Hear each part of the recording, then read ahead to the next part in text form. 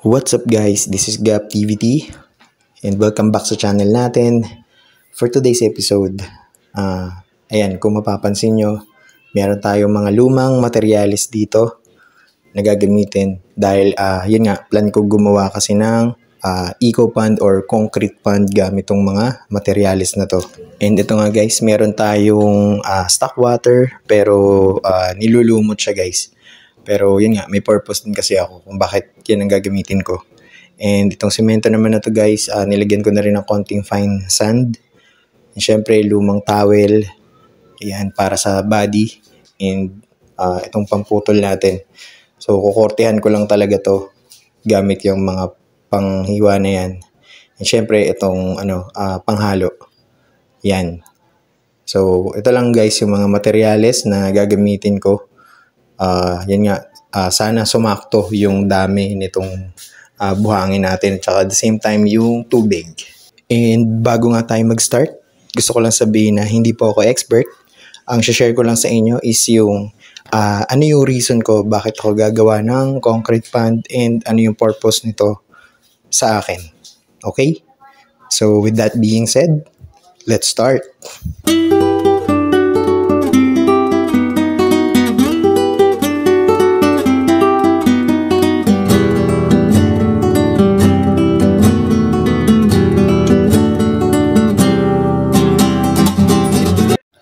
And meron na nga akong isang extra tela pa guys na nakababad na.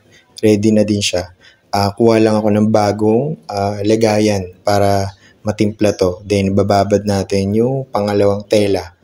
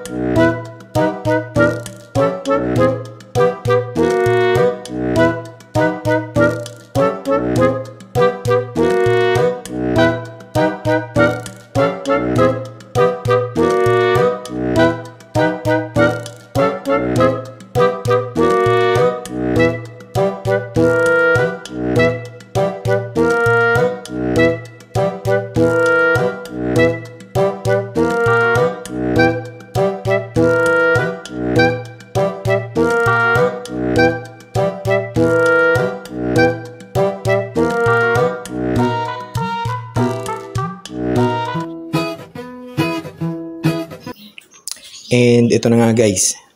Yan, lapitan natin. Ito guys, ito binilad ko na siya. Yan. Ito na yung finished product.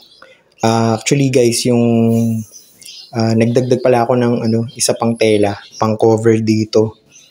Yan sa ibabaw. Yan.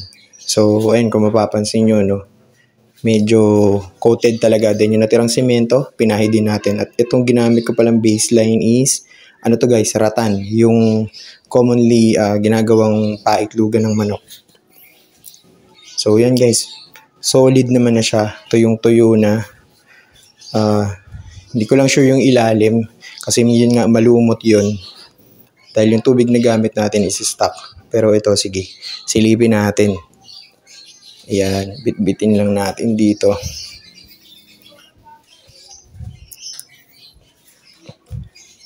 Ayan. Ayan guys, so yun nga, bumakat din yung markings, no? Dahil yun nga, may outer layer din kasi ako nilagay kanina, yung manipis na tela. Ayan, para lang hindi siya mag-leak. And yun, mukhang okay naman. Ayan. Solid naman yung naging output dahil yun nga, tirik din yung pinagbabada natin sa kanya sa sikat ng araw. Ayan. So, yun. Maganda yung finishing niya, guys. okay na okay. Mukhang construction worker yung gumawa. Hindi, joke lang. Pero yun nga, no? Tignan natin yung loob. Ayun. Yan guys. Yan. Lapit pa natin. Yan. Ayun, yun nga, no? Medyo bumakat yung lumot. Kasi itong baseline na nagamit ko, nababad din sa tubig. And dahil stock water nga yung nagamit, itetest ko ngayon guys yung lumot na nandito ngayon na nag-exist, and kung talagang lalago pa yan once na ginamit na natin tong EcoPan na to in actual. So yun talaga yung pinaka-purpose ko doon. And as an update guys, ito, unti-unti ko na tinatanggal yung rattan wood.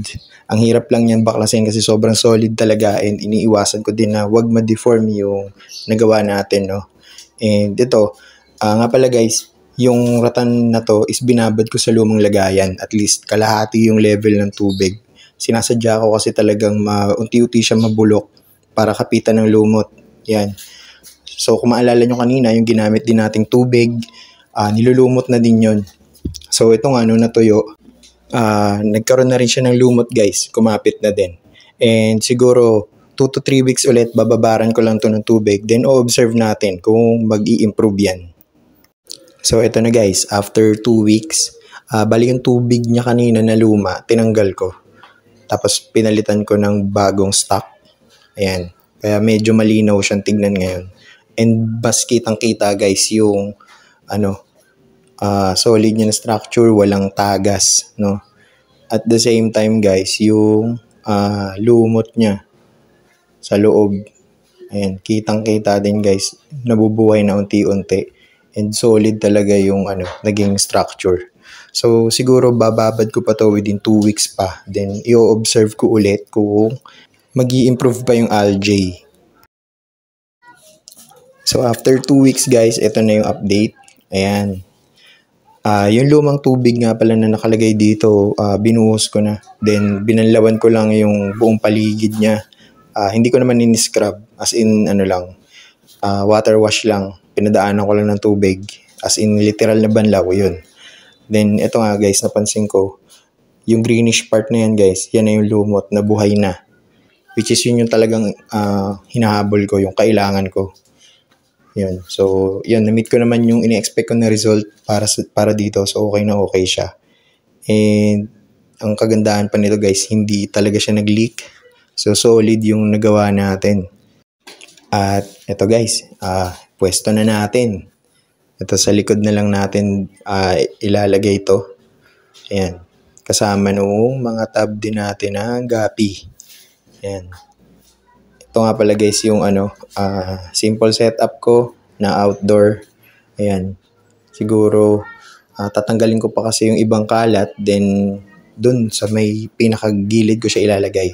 Dahil magiging favorable nga yung spot dahil saktong shed lang yung meron siya, and saktong liwanag lang din talaga yung tumatama sa kanila, at hindi sila rektang babad sa sobrang sikat ng araw, which is saktong-sakto lang talaga. And ito na nga guys, ready for release na yung pair ko ng Red Dragon Snakeskin. Bali, isang male to guys, tsaka yung second female. Yung first female kasi guys, buntis na, kaya hiniwalay ko.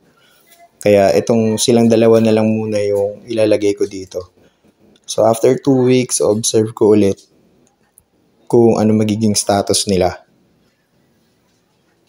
Ayan. So more on algae yung magiging food nila dito, and at the same time yung nabubulok na parts ng gapi grass. Yun yung primary food nila talaga dito. Yan, so yun yung observe ko. And nga pala guys, yung taas nitong EcoPan na to is lagpas isang dangkal na sakto lang talaga para sa kanilang dalawa. And 2 to 3 weeks din siguro malalaman ko ano yung status ng breeding nila. And ayun guys, happy ako dahil yun nga, solid yung naging project natin at hindi nag-crash. And after 2 weeks nga guys, is ito na yung final update.